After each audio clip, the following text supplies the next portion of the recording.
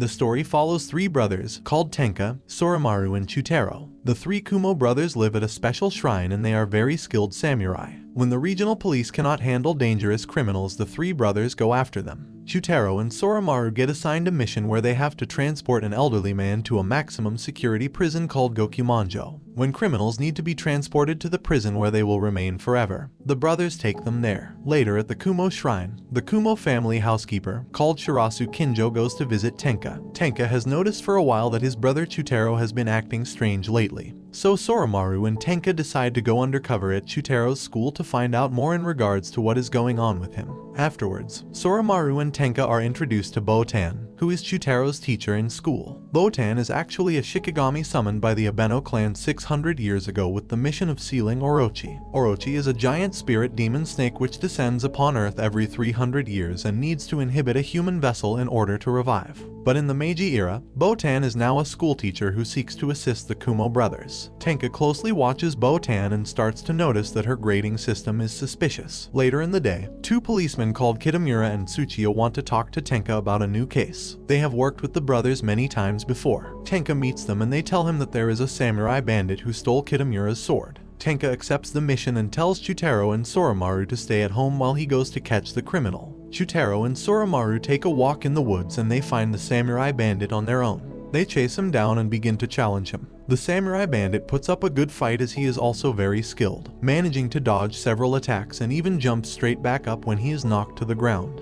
Eventually, Tenka arrives at the scene of the battle just in time to save Soromaru from certain death. The samurai bandit almost suffocated Soromaru to death, but Tenka manages to get him off his brother just in time and saves him. Tenka picks up Soromaru and carries him back to the shrine. As he is carrying Soromaru, he cries as he got scared in battle and also failed. Elsewhere, we see that the old man has now arrived in his cell where he meets his new cellie, a mysterious man with a fox mask. In the fight with the samurai bandit, Soromaru was badly wounded and he needed to see a doctor urgently. The Kumo brothers visit a doctor, called Oda, to treat his injuries. Tenka would also like to get some medicine that can cure his hangover. When they get to the doctor, they also learn some valuable information. Dr. Oda tells Tenka that Shirasu is working together with the Fuma clan, an extremely dangerous and barbaric clan of ninjas that have no mercy. Tsuchiya and Kitamura also inform Tenka that there is a psychotic man, called Kagami, who is traveling to the Kumo shrine. But what Tenka doesn't know is that Kagami has already reached the Kumo shrine and he is already talking with Chutaro. Soromaru shows up at the shrine and pretends to be his brother Tenka as a way of scaring Kagami. However, it doesn't work and Kagami challenges him to a duel. Soromaru orders Chutaro to go inside the shrine and get to safety. Meanwhile, while Tenka tries to make his way home, he is attacked by the youngest member of the Yamenu squad, called Rakucho Takeda, and his squad of fighters. They think because they have more men that Tenka will be an easy fight, but they're gravely mistaken. Tenka manages to defeat them all with ease, even defeating Rakucho. Kagami then attacks Soromaru, who can barely defend himself as Kagami is just too experienced and fierce. Suddenly, Shirasu also arrives at the scene and tries to attack Kagami, but in the process he gets badly injured. Tenka finally arrives, just when Shirasu cannot fight anymore and is almost killed.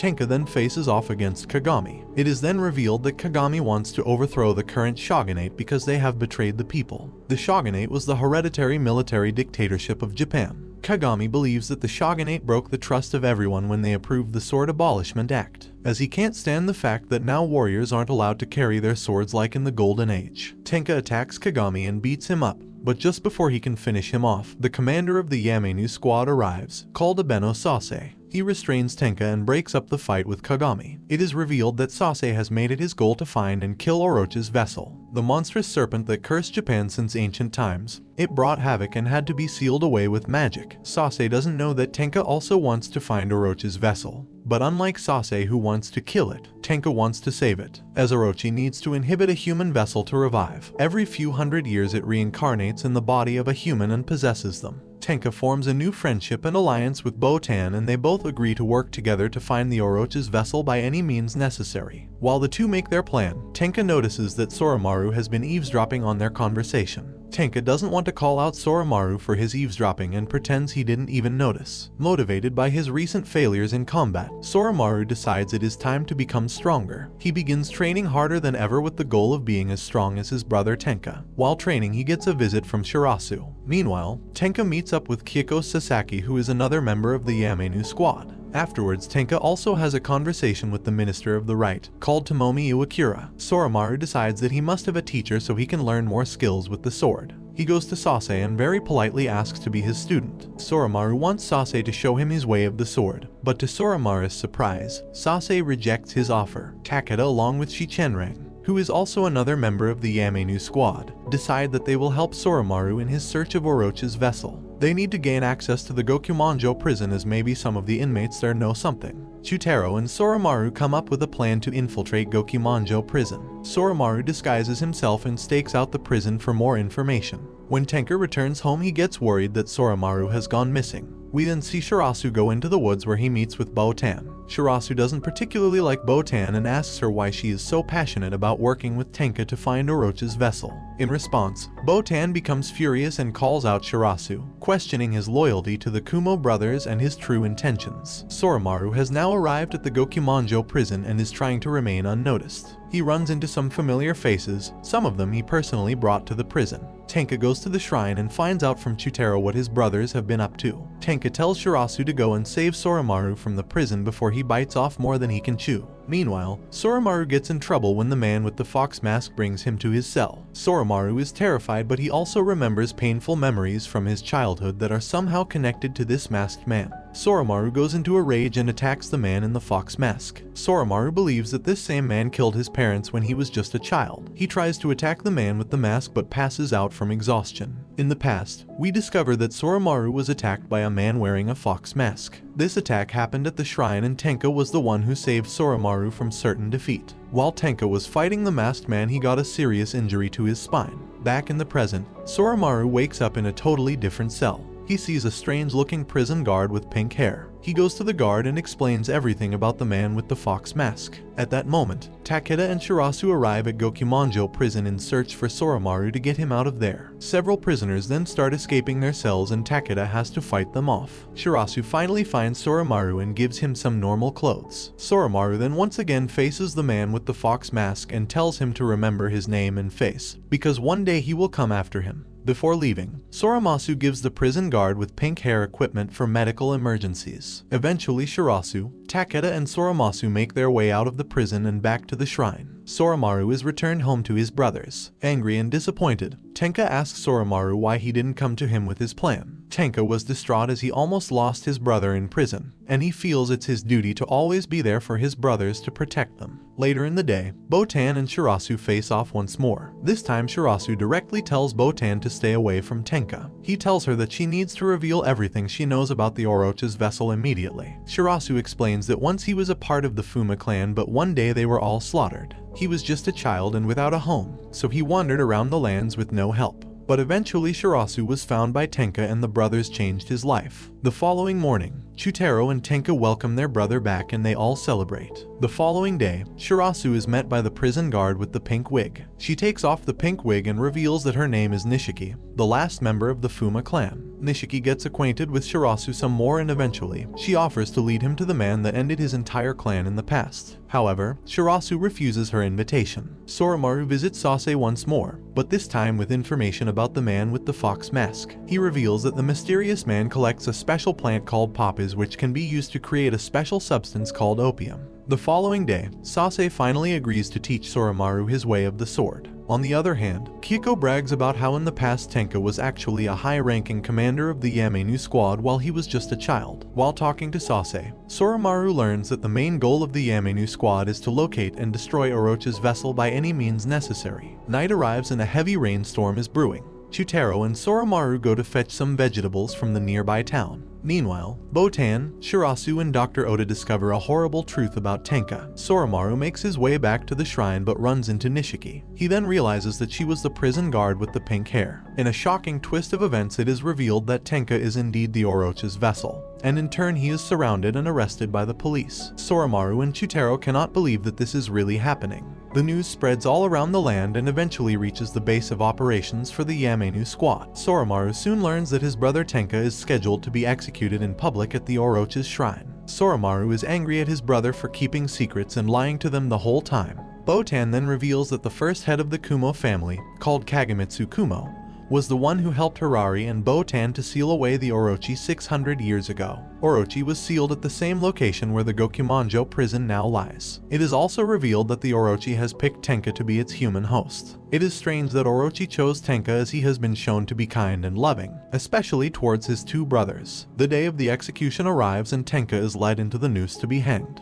Kitamura and Tsuchiya try to prevent his execution, but Tenka knocks both of them unconscious for his own reasons. Sase then shows up and wants to talk to Tenka about him leaving the Yamenu squad so long ago. Tenka doesn't give a clear answer and just makes a comment about dreams and disappointments. Shutaro and Soromaru finally reach the execution site and try to move past the policeman in order to reach their brother. They finally reach him and they all hug. Tenka holds his brothers for a final time before he is executed. A giant crowd appears and they all protest the execution. Shutaro and Soromaru start to get emotional and cry. Botan and Shirasu are heartbroken as well. And finally Tenka is executed just as the sun sets. In the faraway past, or 600 years to be exact, Botan was saved by Harari when dangerous ninjas were after her. At that time, Kiyotsuno Sasaki was the guardian of the Omi Shrine and he was grateful for Harari and his heroic actions. But Sasaki did not want Harari to go near Botan ever again. Kagamitsu and Sasaki both perceived Harari as a pure being. Their mission was to kill the evil Orochi. After some time, ninjas arrive at the shrine and it is revealed that a diviner called Ashia created the ninjas using dark magic.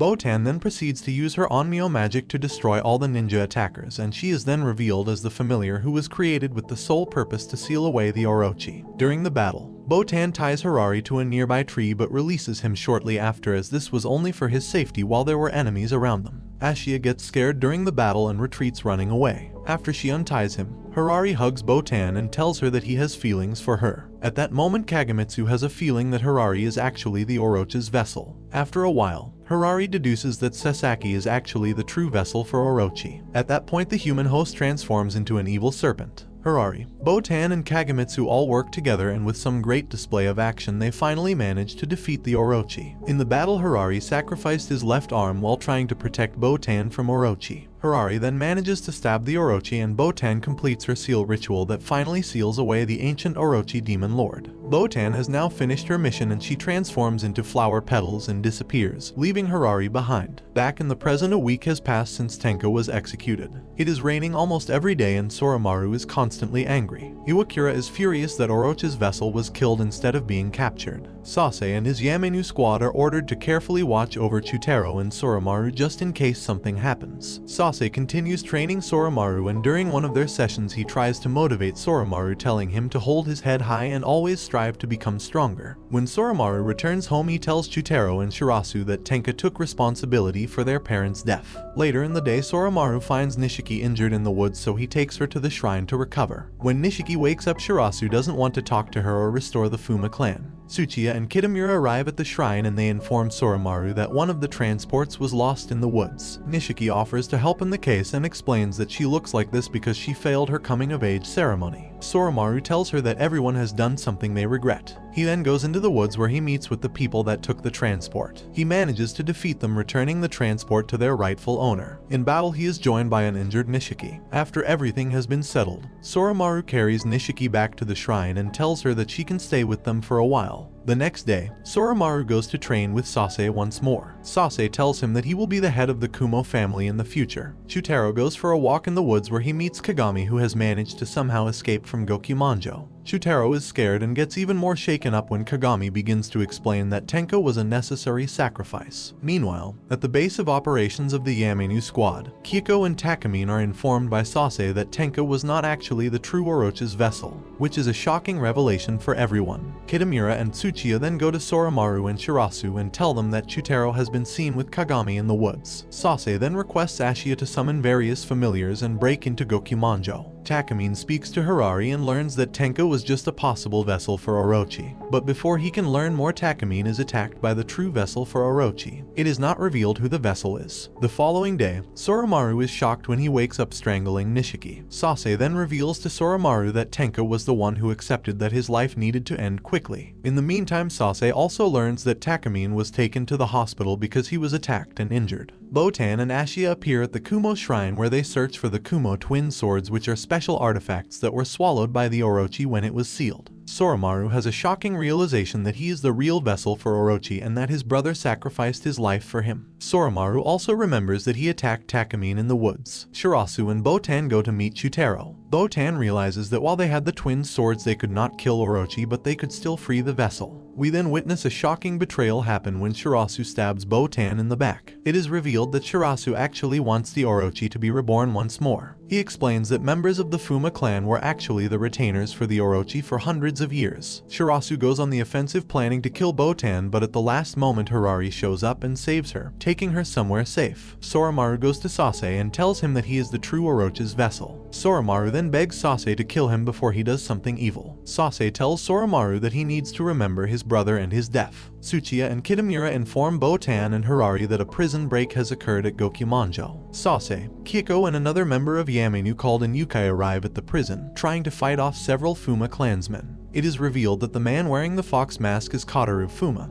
who actually broke into the base of Yamenu's squad. Kotaro and Shirasu come to meet Soromaru and bow down. The Fuma clan members start to retreat as Sase is too powerful. Sase informs his allies that the Fuma clan wants to bring back the Orochi. Shirasu steals the twin swords and explains that Kotaro was actually the one who killed the parents of the Kumo brothers. Kagami and Chutaro are witnesses when 3 bandits tried to rob Kanabayashi and her friends. The bandits are defeated when a figure in a hood appears suddenly. Harari recognizes that this mysterious warrior is actually Tenka, who is still somehow alive. Tenka is then captured and he is brought to see Botan, Dr. Oda and Harari. It is then revealed to everyone that Tenka was actually just a test subject for a magical drug that was created from the Orochi cells. Botan informs Tenka that Soromaru is actually the real vessel for Orochi. At that moment Tenka gets out of his restraints and goes to save his brother. In the meantime, Sase tells Kiko that Iwakura was modified by a Orochi serum that gifts healing powers. In the forest the Yamenu squad faces the warden of the prison, called Orita, and his armed prisoners. Botan arrives and informs the Yamenu squad that the Orochi's vessel has to be exposed to sunlight. They all realize that they can use the nearby lake that has an underground canal. Nishiki finds Soromaru and realizes that he has become something else, so she takes the twin swords and runs away. Kagami attacks Kitamura and Tsuchiya. On the other hand, Chutaro is in tears and manages to escape running into Nishiki, who has the swords. Chutaro goes to the canal and Soromaru follows him.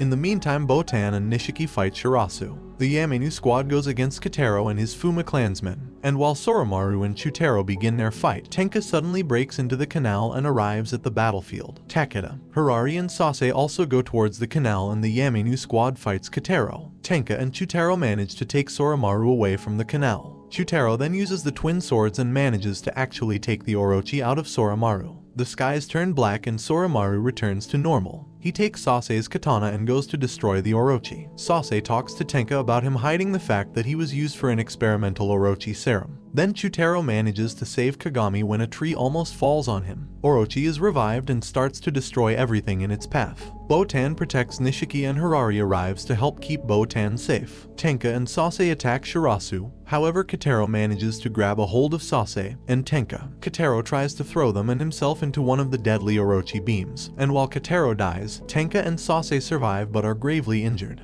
Chutaro, Soromaru and Takeda use their swords and they finally manage to defeat the Orochi. The sun comes out once again and the battle is finally over. Shirasu sees the brothers all together and feels an insane amount of guilt as he remembers all the moments he had with them and how he betrayed them. He decides to jump off a cliff to his end as a punishment. Later, a giant party is organized by the Kumo brothers for the entire town. And this brings the anime to an end. Don't forget to like and subscribe if you enjoyed, and turn on the notification bell so you never miss out on another video. Until next time, take care.